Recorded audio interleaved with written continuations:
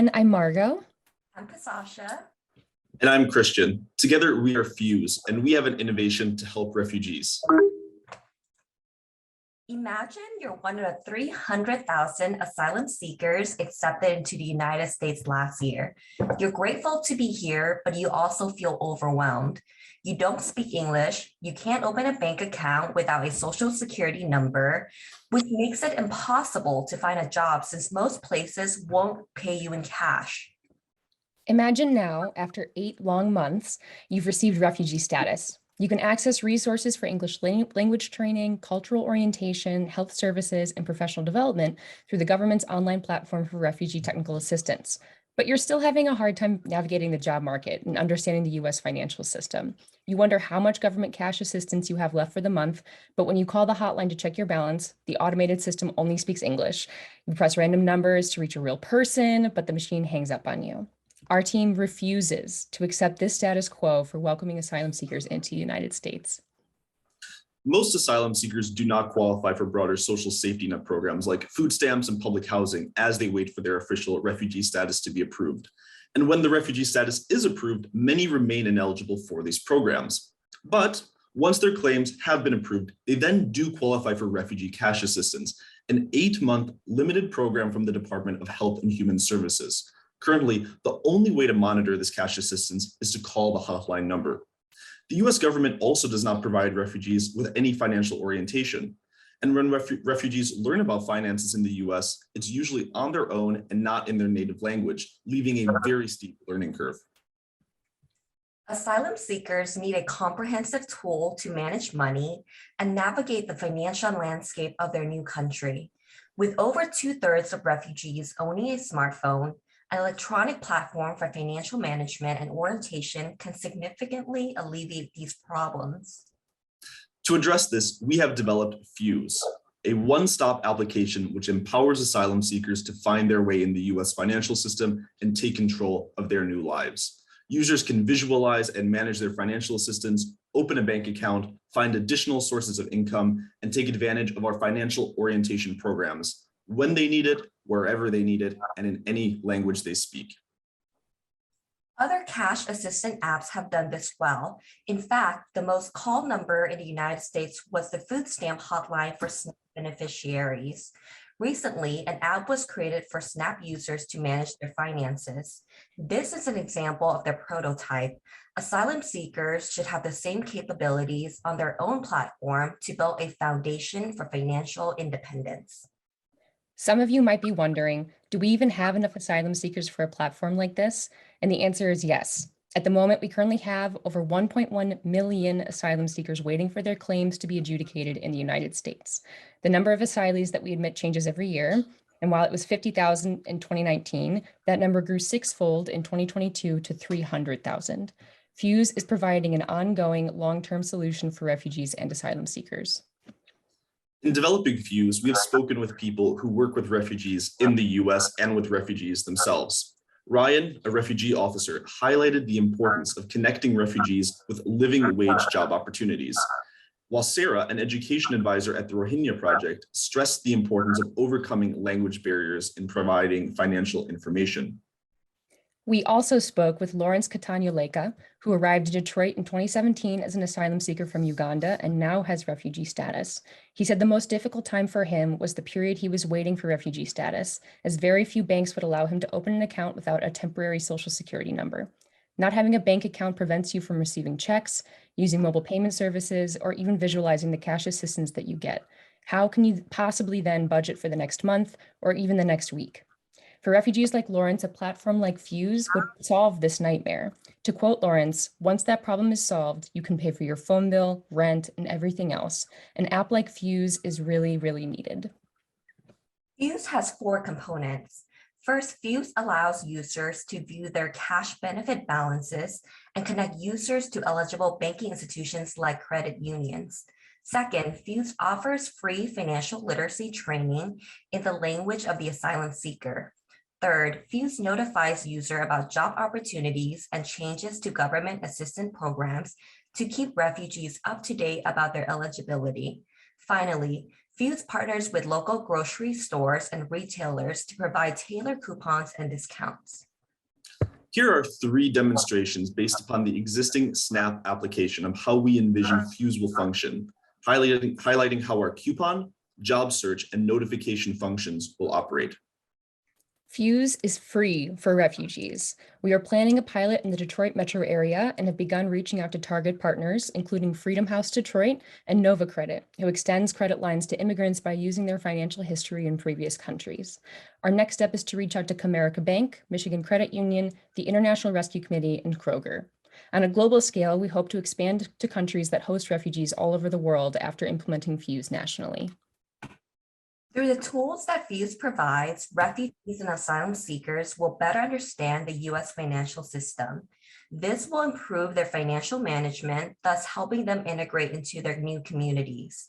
Fuse will substantially improve refugee outcomes, and this will lead to broader socioeconomic gains for their local communities and the rest of the United States. We are Fuse. As Master of Public Policy students, we're committed to improving the economic mobility of the most vulnerable populations. We've seen firsthand through our work with USAID, the United Nations, FINRA, and growing up as an immigrant in the United States, how critical financial empowerment is to create equity in our social contract. With almost 2 decades of combined experience in refugee transition, international and social policy, and digital transformation, we are fusing our expertise to level the economic playing field and ensure the financial inclusion of all our refugee community members. It starts here. Fuse. Find your way. Thank you, guys. Thank you. Great job, you guys. That was awesome. I love the fusing of the language in there. Judges, why don't you just go ahead and jump in? Trevor, maybe I'll start with you. Yeah, big props to any team that tries to speak together on Zoom. I always love that. Can you tell me a little bit about why an app is the right solution to this problem, given all the things that kind of people are facing? Why is an app the right kind of design innovation here?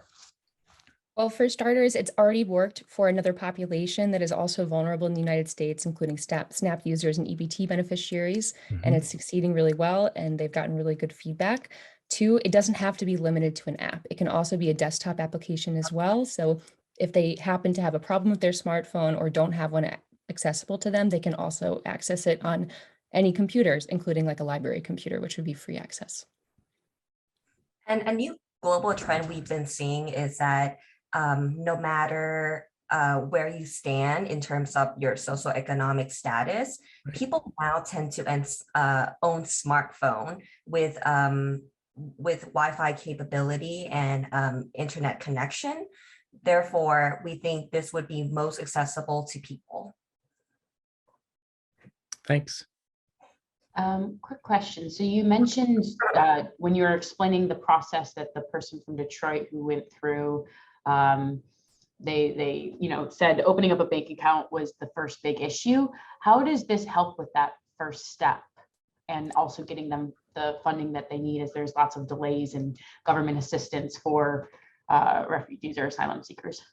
Right. So the biggest takeaway that we got from speaking with him is that as an asylum seeker, you don't have official refugee status yet, which means that you don't have that temporary social security number. And that's why a lot of banks won't let you do it or open an account at all. However, some banks will accept passports from previous countries to open up an account. And even if you don't have a passport accessible to you, because asylum seekers have been through a lot, they might not have that documentation privy. But what we're trying to do is work with banks and partnerships, especially local ones and communities that are more committed to improving the communal circle that they are in, to open up those accounts for people and have them as lifetime memberships. Because once you offer that assistance to someone who is in need, they will stay with you for life. So it's a matter of not only hoping that they have a passport, but that a bank will be open to the idea that they can open an account without that documentation ready for them. Great. And one more follow-up question. Have you spoken with banks about their willingness to do this? We have reached out to a couple of banks, but we haven't heard back yet. It's a concerted effort, and we are trying to schedule those appointments this summer following this competition. So this is really cool. I mean, you definitely have addressed a problem that has high need. I didn't hear a particular stakeholder addressed in this, which is the refugee social service agencies like Samaritas. What do you see as their part in this? So our long-term dream partner, after having built out the pilot phases here with our project, is to partner with some of the national level services, either the US Department of Health and Human Services or some of the more refugee-focused national organizations, to expand our, either to expand our platform to the work that they're currently doing, or to be able to combine and merge together our applications at that point. So this is something that we sort of view as really the third step. Once we've had this initial pilot here in the Detroit metro area, a second step, which is expanding to other communities with a large proportion of refugees in the US. And then that third step is really engaging with these larger organizations at the national level. I'm just going to push on this a little bit harder. When a person arrives in the United States, they're matched to a local social service agency. And so again, what would be their role in connecting and educating on this? Because I just am curious of the national level organizations are not the ones that are working with them on the day-to-day basis. Like these are the people that are driving them around, getting them food, taking them to the grocery store, things like that. Yeah, so we reached out, like we mentioned earlier, to Freedom House Detroit, who actually housed Lawrence Catania-Leka, and I left them a voicemail explaining what we were doing, and they called me back immediately. And they said, we would love to talk about this. This is a great project. Let's set up a time to talk, send me your questions and everything. So the hope is that because they are very clearly involved and, you know, would like this to happen, is that they would provide the orientation for the app and showing them how to download it, explaining what the different values would be within the app and how it would guide them throughout their process coming into the United States. Great. Okay, cool. Thank you. Do I have time for one more here? So part of my kind of app question was thinking about this is a kind of special population, and you so how do I get this out? So one of the things about like FreshDBT and other kind of apps that increase access to SNAP is that there are problems with that population in terms of increasing access to the benefit, right? Not enough people claim the benefit. And I think that this is a different population because they're so paired to a kind of organization when they kind of come in. And so that was one of my kind of questions on that level. What about like once you've got your user base kind of working in the app, how do you have kind of like how do people sign up for it? In terms of like I imagine, this isn't my concern, but I imagine that there'll be people who are concerned about fraud in terms of people signing up for the app and then accessing all these services, or what part of your kind of plan here even kind of works as kind of guaranteeing a certain kind of level of authenticity to the user base that then allows you to kind of work with a bank? Like, have you kind of thought about some of those things? So. Yeah, and I think going back to Kelly's question, that would be a huge role of those localized programs like Detroit Freedom House and Samaritas to ensure that the people who are signing up for these programs are who they say they are. And I mean, like you said, fraud is a huge problem with social safety net programs.